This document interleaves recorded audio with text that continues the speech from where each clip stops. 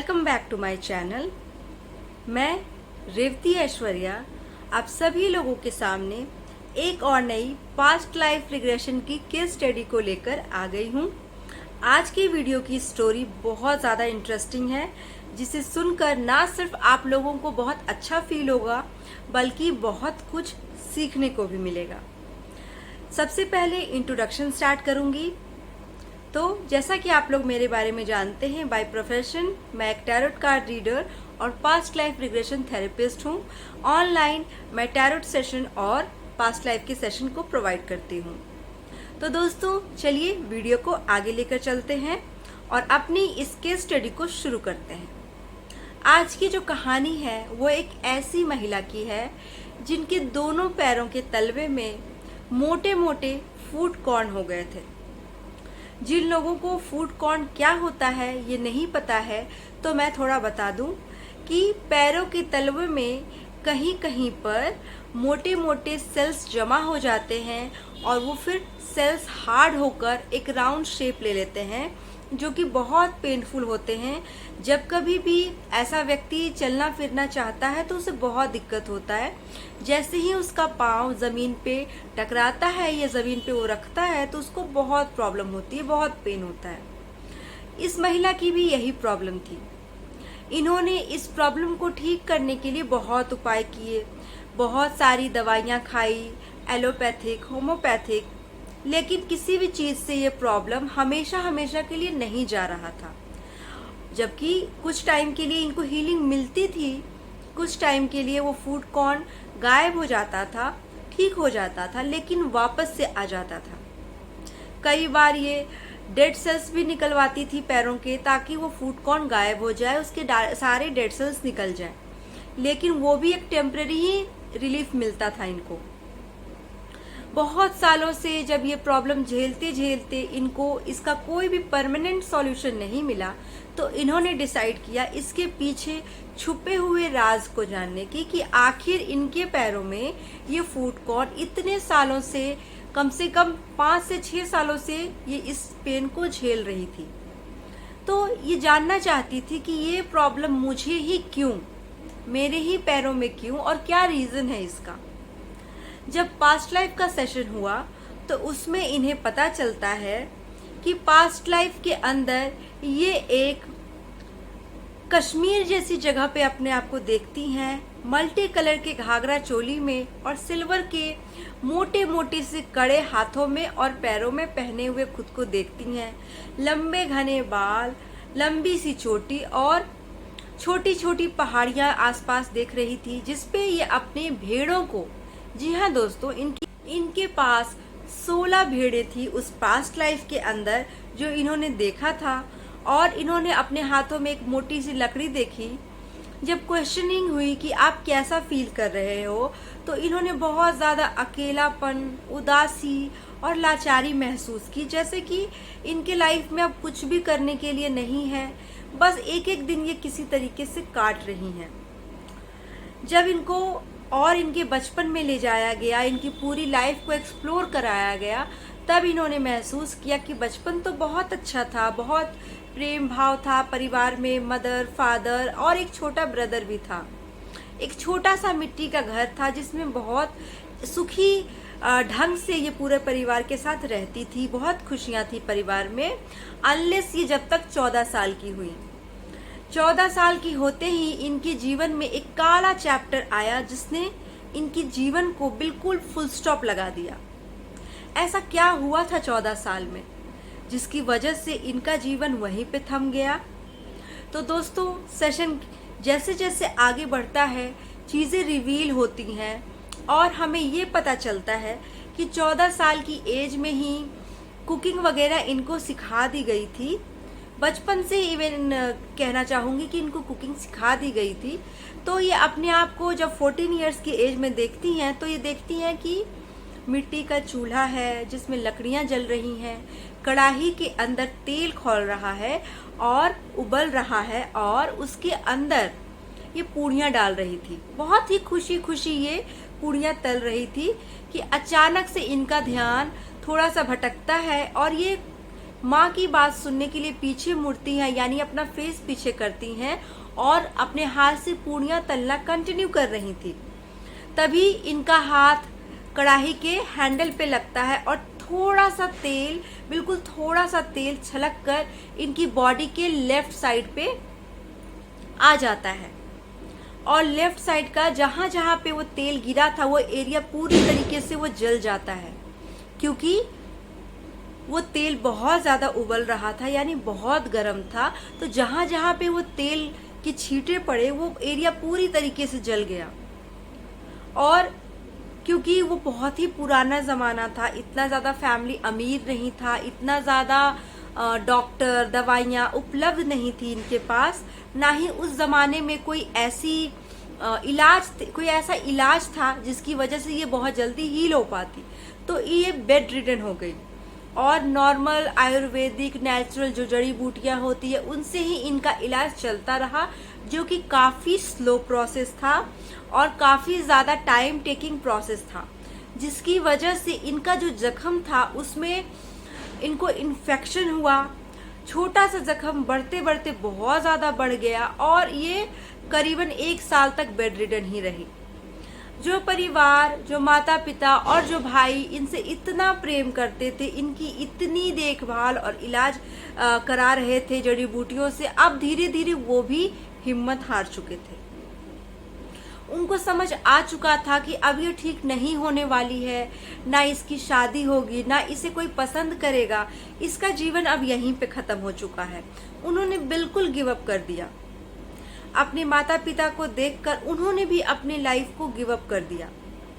उन्होंने सोचा कि अब मेरा जीवन में कुछ नहीं हो सकता, और जैसे जैसे वो इन चीज़ों को फील कर रही थी बहुत ज़्यादा रोने लगी और बहुत बेबस और लाचार महसूस करने लगी।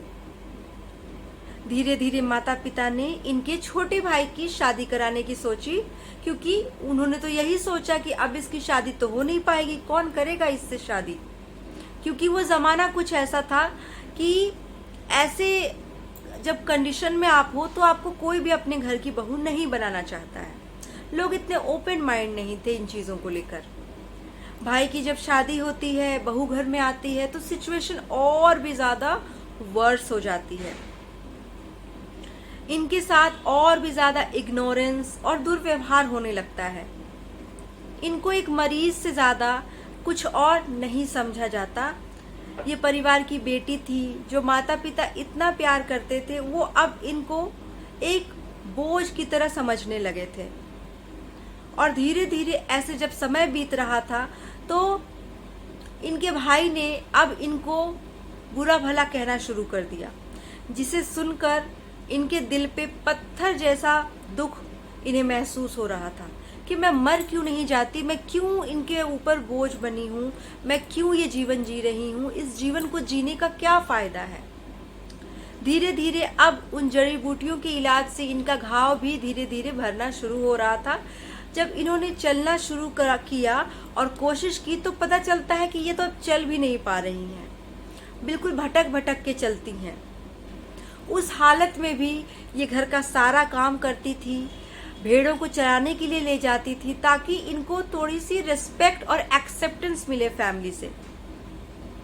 ये उस लाइफ टाइम में केवल 29 इयर्स तक ही जीवन जी पाई थी और उसके बाद इन्होंने पहाड़ी से कूदकर जान दे दी थी, क्योंकि अब इनसे इनके शरीर का बोझ, ये हैंडीकैप जो ये हो चुकी थी, इसका बोझ, इनके परिवार का दुर्व्यवहार और जीवन में अकेला रह जाना, कोई साथी का ना मिलना, ये सारी चीज़ें इनसे अब बर्दाश्त नहीं हो पा रही थी। जब पहाड़ी से कूदकर इन्होंने अपनी जान दी, तब ये बहुत ज़्यादा हल्का महसूस कर रही थी अपनी बॉडी को छोड़ने के बाद। इन्हें ऐसा फील हुआ जैसे कि सारे बंधन से मुक्त हो गई, अपने शरीर से, जो कि इनके लिए एक बोझ से ज़्यादा कुछ नहीं था, उससे भी मुक्त हो गई और बहुत खुश महसूस कर रही थी। जब ये स्पिरिट गाइड से मीटिंग करने के लिए जाती हैं तो ये महसूस करती हैं कि इनके स्पिरिट गाइड वाहे गुरु जी थे।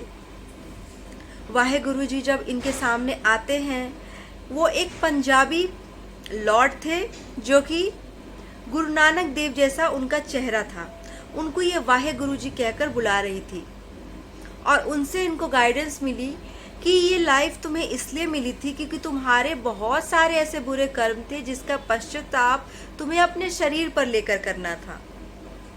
लेकिन जब तुम्हारे साथ यह हादसा हुआ तो तुम्हें उसको एक्सेप्ट करके डेस्टिनी मानकर लाइफ को एक नई ऊर्जा के साथ और खुशी खुशी जीना था। लाइफ को तुमने वहीं पे गिव अप कर दिया जब तुम्हारे साथ ये एक्सीडेंट हुआ। मतलब कि तुम्हें होपफुल रहना चाहिए था लाइफ को लेकर, तुम्हें सुसाइड नहीं करना चाहिए था, क्योंकि सुसाइड इन्होंने जो एज में किया था इसके बाद भी इनकी काफ़ी एज बाकी थी।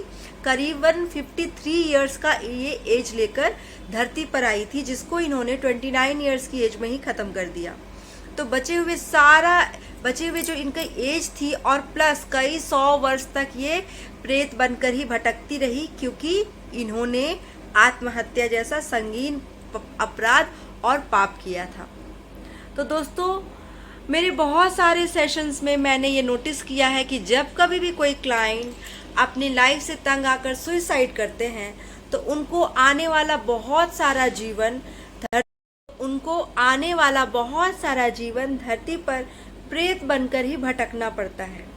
इसलिए कभी भी कोई भी सिचुएशन आए तो हमें सुसाइड को बिल्कुल भी ऑप्शन नहीं रखना है कि हम सुसाइड भी कर सकते हैं। सुसाइड कभी भी आज़ादी नहीं होता है बल्कि बंधन होता है। इसी का रिजल्ट है कि आज प्रेजेंट लाइफ में उनके पैरों में ये फूट कॉर्न है। फूट कॉर्न क्यों है? क्योंकि लाइफ में आगे बढ़ना आपको पसंद नहीं है। आपने वहीं पे जीवन का समापन कर दिया। आपने मरने से पहले ही आप मर गए, जीना छोड़ दिया। आपके अंदर की ये जो फीलिंग्स हैं कि अब मेरा जीवन ख़त्म है, मैं जीवन में आगे नहीं बढ़ पा रही हूँ या बढ़ पा रहा हूँ, अब मेरे जीवन में कुछ हो ही नहीं सकता, आपने गिव अप कर दिया, आपने कोशिशें करने छोड़ दी। और इसी की वजह से आपके पैरों में फूट कॉर्न होता है, क्योंकि पैरों का काम है चलना, हमें आगे बढ़ाना, एक जगह से दूसरी जगह पे पहुंचाना। तो जब जीवन में बहुत लंबे टाइम तक ऐसे विचार आ रहे हैं कि अब मैं अपने जीवन में आगे नहीं बढ़ पा रही हूँ या नहीं बढ़ पा रहा हूँ, उस समय आपको अवेयर हो जाना चाहिए कि नहीं, जीवन में जो भी हो रहा है वो हमारे सोल प्लान के अकॉर्डिंग हो रहा है। हम एज अ सोल जो अपना पूरा लाइफ डिसाइड करते हैं, प्लान करते हैं, उसी के अकॉर्डिंग एक एक चीज़ें हो रही हैं। जो हमें प्रेजेंट लाइफ में चीज़ें चाहिए, जो हमारे एम्बिशन है या कोई भी चीज़ जो हम प्लान करते हैं अपने लिए, अगर वो चीज़ टाइम पे नहीं हो रही है, इसका मतलब ये नहीं है कि वो कभी नहीं होगी, या वो नहीं हो रही है तो हमारा जीवन ख़त्म है। क्या पता हमारे सोल प्लान में वो चीज़ें हैं ही नहीं। तो इसलिए हमेशा हमें होपफुल रहना चाहिए, आशावादी रहना चाहिए जीवन के प्रति, और कभी भी कोई नेगेटिव विचार आए तो उसको पॉजिटिव विचार से बदलना चाहिए। मेडिटेशन एक ऐसा टूल है जो आपको इन्हीं नेगेटिव विचारों को पॉजिटिव विचार में बदलने का मौका देती है और बाय डिफ़ॉल्ट करती है। बिना आपको पता लगे आपके विचार पॉजिटिव होते चले जाते हैं, आपकी लाइफ में पॉजिटिव चेंजेस आते चले जाते हैं। बस आपको निरंतर डेली मेडिटेशन करना चाहिए। तो दोस्तों, ये तो थी आज की वीडियो। मेरी वीडियो आप लोगों को कैसी लगती है प्लीज़ कमेंट करके ज़रूर बताएं। आपके वैल्यूएबल कमेंट मेरे लिए बहुत इंपॉर्टेंट है।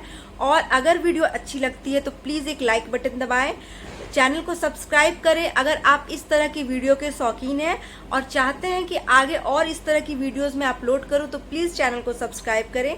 थैंक यू सो मच दोस्तों। राधे राधे।